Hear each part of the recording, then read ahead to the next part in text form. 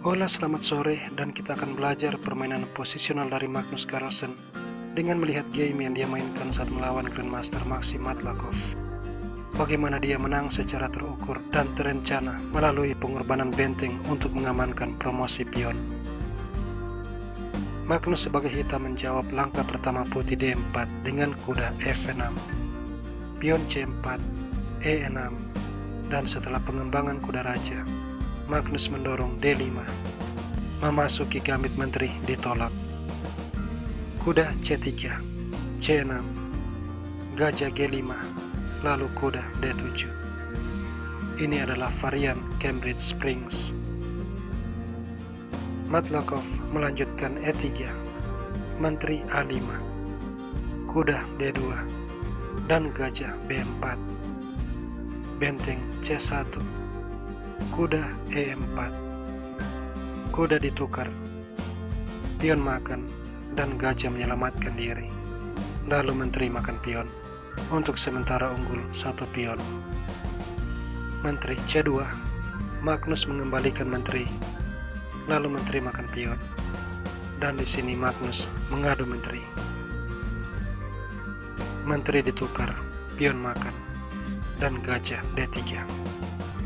Kuda B6, rokade, gajah E6, dibalas dengan pion D5. Gajah makan kuda, Matlakov mengambil gajah terang, dan gajah makan pion. Ancaman benteng sekaligus menciptakan pion bebas. Benteng B1, gajah A3, gajah makan pion, tapi G6, gajah H3, dan pion makan pion. Setelah gajah makan pion, dari titik ini Magnus merancang jebakan posisional dengan tujuan untuk menghilangkan gajah gelap. Guna mengamankan petak promosi, dia melangkah gajah E7. Matlakov menghindarkan gajah ke petak G3, bermaksud untuk menyerang dan menjebak benteng. Magnus mengizinkan hal ini terjadi. Dia memainkan langkah jebakan kuda A4 untuk mengalihkan perhatian. Tentu saja, benteng makan pion akan dibalas kuda C5 sebuah forking, dan Magnus akan menang.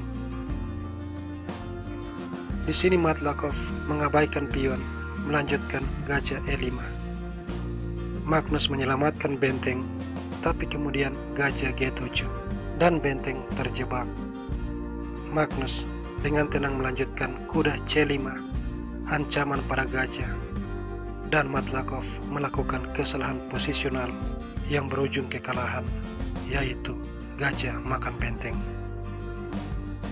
Gajah makan, kemudian gajah ke G4.